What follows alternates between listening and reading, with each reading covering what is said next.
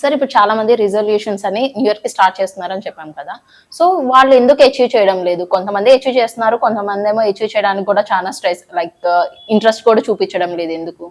ఇక్కడ ఒకటి మనం చూడాల్సింది ఏంటి అంటే, అందరికీ ఉండేది రోజుకి 24 గంటలే, వారానికి 128 గంటలే, సంవత్సరంలో ఉండేది 365 366 రోజులు అందరికీ ఉండేది కామనే. సో ఇక్కడ మనం ప్రొడక్టివిటీ ఏం చేస్తున్నాము, లేదంటే మనం ఫోకస్ ఎటు పక్క పెడుతున్నాము అనేటువంటి ప్రయారిటైజేషన్ అనేటువంటిది ఎప్పుడైతే లేదో, దానివల్ల వాళ్ళకు వచ్చేటువంటి రిజల్ట్స్ కూడా అట్లాగే వస్తాయని చెప్పేసి అని చెప్పుకోవచ్చు.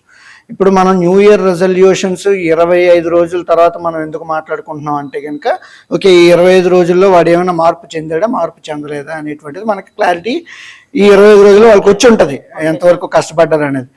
ఎప్పుడైనా సరే pain of not changing is greater than pain of changing అనేటువంటిది ఉంటే కనుక, అంటే నేను మారిన తర్వాత నాకు వచ్చేటువంటి బెనిఫిట్ ఏదైతే ఉంటుందో అది హ్యూజ్గా ఉండాలి. అప్పుడే నేను ఏదైనా మార్పు, లేదంటే నేను ఏదైనా కొత్త పని ప్రారంభించినా, లేదంటే ఒక కొత్తగా ఏదైనా స్టార్ట్ చేసినా కూడా అప్పుడు ఉపయోగపడుతుంది అని చెప్పేసి మనం చెప్పుకోవచ్చు.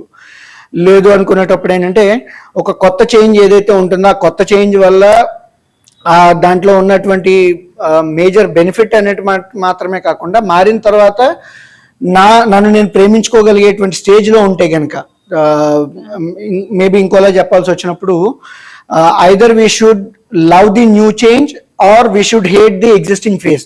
అంటే ఇప్పుడు నేను ఉన్నటువంటి సిచ్యువేషన్ నాకు నచ్చలేదు కాబట్టి నేను మారాలి అనుకుంటున్నాను. సో జనరల్గా చెప్పేది ఏంటి అంటే కనుక, ఓకే హెవీ వెయిట్గా ఉంటే కనుక obesity problems, sugar, diabetic problems వస్తాయని, లేదు నేను ఎక్కువగా మందు తాగుతున్నాను, నేను ఎక్కువగా సిగరెట్ తాగుతున్నాను, ఇది బాగోలేదు, ప్రజలు నన్ను మెచ్చుకోవట్లేదు కాబట్టి నేను మారాలి అనేటువంటి థాట్ ప్రాసెస్లో ఉండేటప్పుడు, అంటే మారితే నాకు వచ్చేటువంటి బెనిఫిట్ అనేటువంటిది ఎక్కువగా కనబడితే అప్పుడు మారడానికి ఇంట్రెస్ట్ చూపిస్తారని చెప్పేసి. అండ్ రెండోది మనం చెప్పుకోవాల్సి వచ్చినప్పుడు ఏంటంటే, ఇక్కడ పుట్టుకతో వచ్చింది పుడకలతో పోదు అని చెప్పేసి అని మనకి ఎలా అయితే చెప్తూ ఉంటారో, లేదు చాలా రోజులు బట్టి ఉన్నటువంటి ఒక అలవాటుని మనం మార్చాలి అనుకునేటప్పుడు చాలా కష్టంగా ఉంటుంది. సే ఫర్ ఎగ్జాంపుల్ మనలో అందరికీ ఏంటంటే ఒక పానీపూరి తినాలి అనేటువంటిదో, లేదంటే ఒక చిరుతిళ్ళు తినాలి అని చెప్పేసి మానేయాలి, హెల్దీ ఫుడ్స్ తినాలి, ఓట్స్ తినాలి, గడ్డిగా తినాలి అనేటువంటి టైప్ ఆఫ్ రెజల్యూషన్స్ చాలా మంది చేసుకుంటారు. బట్ మళ్ళీ అల్టిమేట్గా దానికి ఎందుకు వెళ్తాం అంటే కనుక, ఇమీడియట్ గ్రాటిఫికేషన్ అనుకోండి, లేదంటే మారుతున్న దాంట్లో నాకు వచ్చే బెనిఫిట్ పెద్దగా కనబడట్లేదు అనేటువంటి పద్ధతుల్లో మనం చూస్తాం.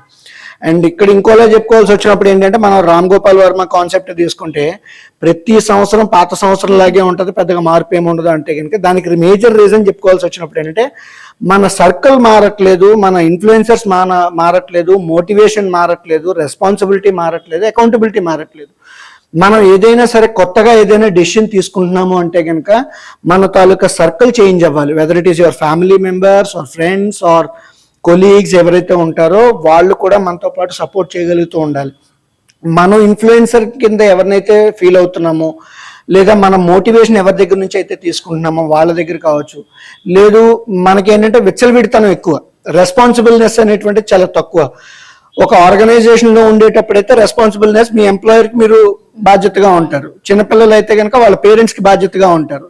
అలా కాకుండా మనం రెస్పాన్సిబుల్నెస్ అనేటువంటిది పెద్ద అయిన తర్వాత నాకు చెప్పేది ఎవరులే, నేను నచ్చింది నాకు నచ్చింది నేను చేస్తానులే, నా పిల్లలు నన్ను ప్రశ్నించరు, నా భార్య నన్ను ప్రశ్నించదు, నా హస్బెండ్ నన్ను ప్రశ్నించడు, నా తల్లిదండ్రులు నన్ను ప్రశ్నించరు అనేటువంటి ధోరణితో ఉంటే కనుక ఆబ్వియస్లీ చేంజ్ అనేటువంటిది ఎప్పటికీ రాదు.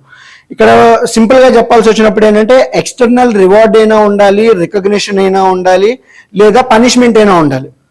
ఎక్స్టర్నల్ రికగ్నిషన్ కానీ రివార్డ్ కానీ, నువ్వు మంచి పని చేస్తున్నావు, నువ్వు ప్రతిరోజు ఫిట్గా ఉంటున్నావు, ప్రతిరోజు జిమ్కి వెళ్తున్నావు అని చెప్పేసి అని ఎవడైనా మెచ్చుకుంటే మనం ఆ పని చేస్తాం. లేదు మనం ఏదైనా తప్పుడు పని చేస్తే వెంటనే ఏదైనా దండించే మెకానిజం ఉండాలి, పనిష్మెంట్ ఇచ్చేటువంటి మెకానిజం ఉండాలి. ఈ రెండిట్లో ఏది లేకపోయినా సరే మనం ఎన్ని రెజల్యూషన్స్ తీసుకున్నా, లేదంటే మనం ఎన్ని రకాల కొత్త స్టెప్స్ తీసుకున్నా కూడా మార్పు రావడం అనేటువంటిది కష్టం అవుతుంది అని చెప్పేసి అని చెప్పుకోవచ్చు.